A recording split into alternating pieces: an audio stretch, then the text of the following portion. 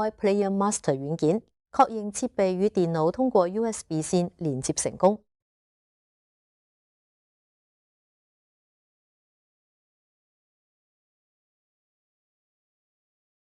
打開局域網升級包，將升級包解壓到桌面上，並將播放盒的程序命名進行修改。修改為 Update， 並將此程序壓縮包，拖載至局域網升級包內。